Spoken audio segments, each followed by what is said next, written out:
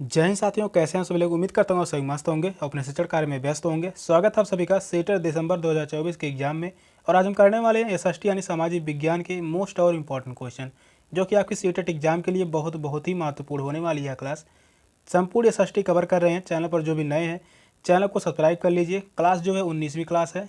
चलिए चलते हैं क्वेश्चन की तरफ। और आज का पहला क्वेश्चन है, निम्नलिखित में से किस पंथ पर आदिवासी प्रभाव परिलक्षित होता है? वेंकटेश्वर पंथ, जगन्नाथ पंथ, विश्वनाथ पंथ या अमरनाथ पंथ? कौन सा ऑप्शन राइट होगा? बताइए सभी इन चारों ऑप्शन में से कौन सा ऑप्शन सही होगा।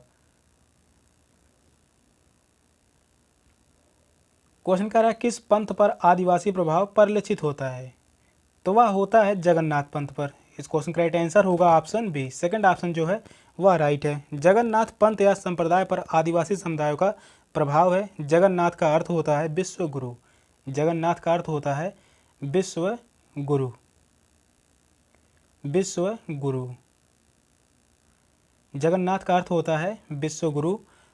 इन्हें हिंदू द्वारा पूजा जाता है तथा ये विष्णु के अवतार माने जाते हैं। जगन्नाथ पंथ के जो हैं यह विष्णु के अवतार माने जाते हैं। तो इस क्वेश्चन का राइट आंसर होगा ऑप्शन बी, सेकंड ऑप्शन जो है वह राइट है। नेक्स्ट क्वेश्चन है, दस्त, पेचिश, हैजा जैसी बीमारियों का रोका जा सकता है स्वास्थ्य शिक्षा के द्वारा, बेहतर स्वास्थ्य सुविधाओं के द्वारा, सुरक्षित पेयजल उपलब्ध कराकर, सस्ती दवाइयाँ उपलब्ध कराकर। कौन सा ऑप्शन राइट होगा? बताइए सभी इन चारों ऑप्शन में से कौन सा ऑप्शन सही होगा।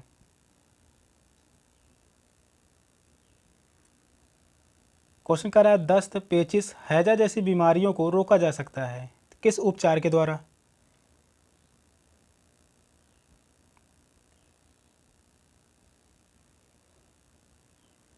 तो इन बीमारियों को सुरक्षित पेयजल उपलब्ध कराकर इन बीमारियों को रोका जा सकता है। तो इस क्वेश्चन का राइट आंसर होगा ऑप्शन सी, साफ व स्वच्छ पेयजल के माध्यम से डायरिया, पेचिश व हैजा जैसी बीमारियों से बचा जा सकता है। ये बीमारियां मुख्यतः दूषित पेयजल व दूषित खाद्य पदार्थों के कारण होती हैं। तो इस क्वेश्चन का राइट आंसर होगा ऑप्शन सी, थर्ड ऑप्शन जो है वह राइट है। अगला क्वेश्चन है,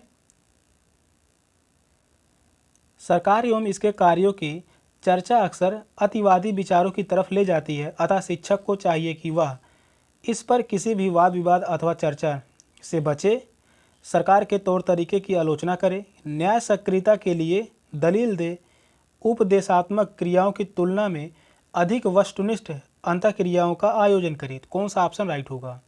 बताइए सभी इन चारों ऑप्शन में से कौन सा ऑप्शन सही होगा।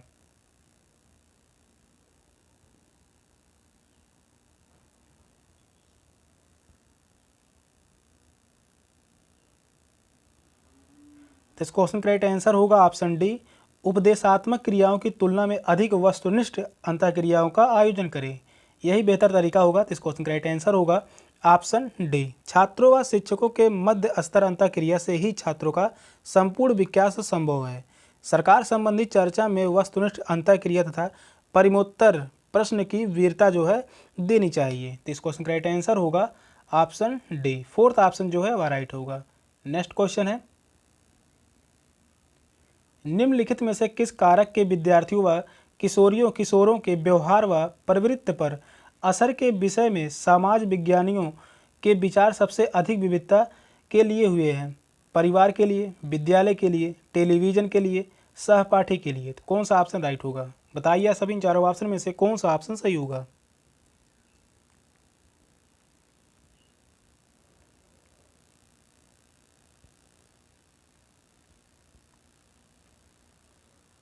क्वेश्चन को ध्यानपूर्वक पढ़िए और बताइए इन चारों ऑप्शन में से कौन सा ऑप्शन सही होगा।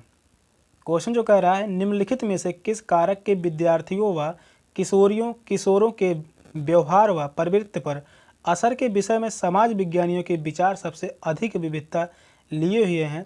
तो वह है टेलीविज़न। तो इस क्वेश्चन का राइट आंसर होगा ऑप्शन सी, टेलीविज़न। टेलीविज़न के प्रभाव को कई सामाजिक विज्ञानी अलग अलग प्रभावों के रूप में देखते हैं।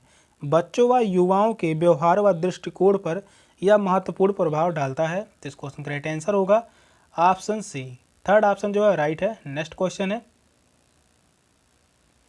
निम्नलिखित में से कौन सी विधि सामाजिक विज्ञान कक्षा में बिताए गए समय को पढ़ाने के लिए सर्वोत्तम है? सप्ताह में 3 बार गृह कार्य देना, नए विषयों पर उन पर चर्चा करने से पहले सभी शिक्षार्थियों को अलग अलग परियोजना देना, रुचि बनाए रखने हेतु दिए जा रहे व्याख्यान में अधिक से अधिक नई सामग्री रखना, ठीक पाठ योजना व प्रत्येक गतिविधि के लिए नियत समय का पालन करना। कौन सा ऑप्शन राइट होगा? बताइए सभी इन चारों ऑप्शन में से कौन सा ऑप्शन सही होगा?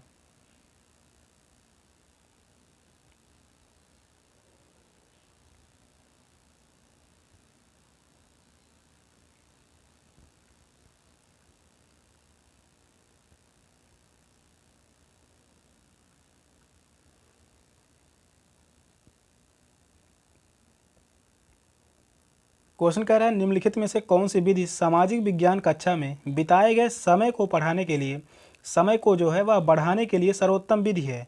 सप्ताह में 3 बार गृह कार्य देना, यह बात गलत होगी। नए विषयों पर उन पर चर्चा करने से पहले सभी शिक्षार्थियों को अलग अलग परियोजना देना, यह भी गलत होगा। रुचि बनाए रखने हेतु दिए जा रहे व्याख्यान में अधिक से अधिक नई सामग्री रखना, यह भी गलत होगा। ठीक पाठ योजना व प्रत्येक गतिविधि के लिए नियत समय का पालन करना, यह बात सही होगा। फोर्थ ऑप्शन जो है वह राइट है। तो इस क्वेश्चन का राइट आंसर होगा ऑप्शन डी। नेक्स्ट क्वेश्चन है, एक छात्रा भारतीय सैनिकों द्वारा कारगिल युद्ध में झेली कठिनाइयों के विषय में उत्सुक है। वह कुछ सैनिकों का इंटरव्यू लेती है जिन्होंने इस युद्ध में हिस्सा लिया था। इन सैनिकों को निम्नलिखित में से क्या माना जा सकता है? गौड़ स्रोत, प्राथमिक स्रोत, वास्तविक बयान करने वाले, आंतरिक स्रोत। कौन सा ऑप्शन राइट होगा? बताइए आप सभी इन चारों ऑप्शन में से कौन सा ऑप्शन सही होगा? यह क्वेश्चन जो है इंपॉर्टेंट है, क्वेश्चन को ध्यानपूर्वक पढ़िए और बताइए इन चारों ऑप्शन में से कौन सा ऑप्शन सही होगा।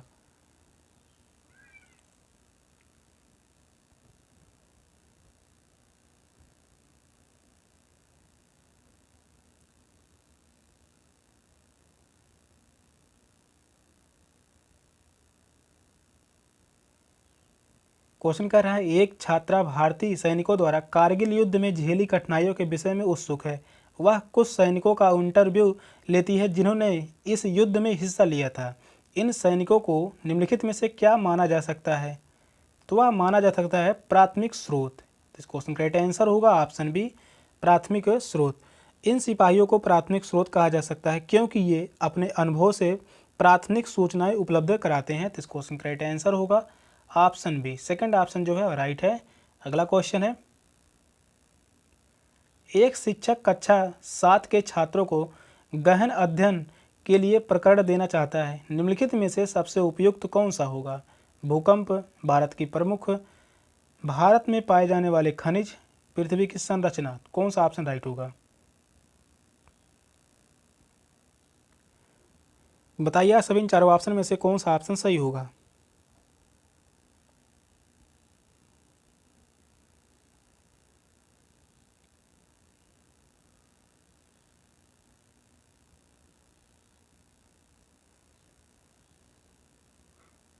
एक शिक्षक कक्षा 7 के छात्रों को गहन अध्ययन यानी केस स्टडी के लिए प्रकरण देना चाहता है। निम्नलिखित में से सबसे उपयुक्त कौन सी विधि होगी? तो वह होगा भूकंप। तो इस क्वेश्चन का राइट आंसर होगा ऑप्शन ए, फर्स्ट ऑप्शन जो है वह राइट है। 7वीं कक्षा के छात्रों को गहन अध्ययन हेतु भूकंप से प्रभावित लोगों की स्थिति जानने का विषय देना चाहिए। यह सीखने का सबसे अच्छा अनुभव होगा। तो इस क्वेश्चन का राइट आंसर होगा ऑप्शन ए, फर्स्ट ऑप्शन जो है वह राइट है। नेक्स्ट क्वेश्चन है, वैयक्तिक चुनाव की तुलना में अवलोकन योग्य तथ्यों को ध्यान में रख निगमन निकालना निम्नलिखित में से क्या कहलाता है? तर्कना, मुक्त संगत, आत्मकेंद्रिता, सामाजिक बुद्धि, उत्तेजना। कौन सा ऑप्शन राइट होगा? बताइए सभी इन चारों ऑप्शन में से कौन सा ऑप्शन सही होगा?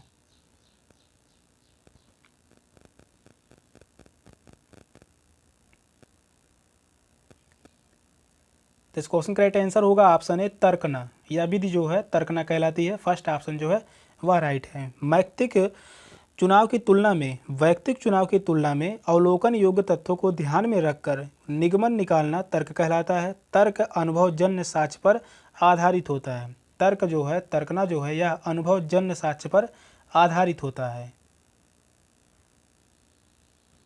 अनुभवजन्य साक्ष्य पर जो है यह आधारित होता है। तो इस क्वेश्चन का राइट आंसर होगा ऑप्शन ए, फर्स्ट ऑप्शन जो है वह राइट है। नेक्स्ट क्वेश्चन है, विभिन्न देशों में भूमि उपयोग के दर्शाने के लिए निम्नलिखित में से कौन सी शिक्षण सामग्री उपयुक्त होगी? फ्लो चार्ट, तुलनात्मक चार्ट, समय रेखा चार्ट, वेन आरेख। कौन सा ऑप्शन राइट होगा? बताइए सभी इन चारों ऑप्शन में से कौन सा ऑप्शन सही होगा?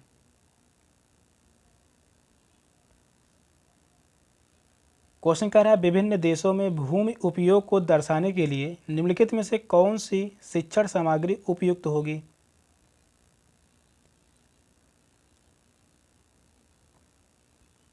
तो वह होगा तुलनात्मक चार्ट। सेकंड ऑप्शन जो है वह राइट है। तो इस क्वेश्चन का राइट आंसर होगा ऑप्शन बी। विभिन्न देशों में भूमि उपयोग को दर्शाने के लिए तुलना की जानी चाहिए। इसके लिए तुलनात्मक चार्ट जो है उपयुक्त शिक्षण सहायक सामग्री है। तो इस क्वेश्चन का राइट आंसर होगा ऑप्शन बी। नेक्स्ट क्वेश्चन है, एक शिक्षक अपनी पाठ्य योजना में छात्र मौर्य वंश के पतन के कारणों को बता सकेंगे। अनुदेशात्मक उद्देश्य से लिखता या लिखती है। यह उद्देश्य किसके अंतर्गत आएगा? ज्ञान के अंतर्गत, अवबोध के अंतर्गत, अनुप्रयोग के अंतर्गत या संश्लेषण के अंतर्गत। कौन सा ऑप्शन राइट होगा? तो बताइए सभी इन चारों ऑप्शन में से कौन सा ऑप्शन सही होगा। क्वेश्चन जो है इंपॉर्टेंट है, पूछा गया है। क्वेश्चन जो कह रहा है एक शिक्षक अपनी पाठ्य योजना में छात्र मौर्य वंश के पतन के कारणों को बता सकेंगे। तो अनुदेशात्मक उद्देश्य या उद्देश्य किसके अंतर्गत आएगा? तो यह आएगा अवबोध के अंतर्गत। सेकंड ऑप्शन जो है वह राइट है। तो इस क्वेश्चन का राइट आंसर होगा ऑप्शन बी। जब शिक्षक यह जानना चाहते हैं कि छात्रों ने विषय को समझा है या नहीं, तो यह अनुदेशात्मक उद्देश्य अवबोध के अंतर्गत आएगा। सेकंड ऑप्शन जो है वह राइट है।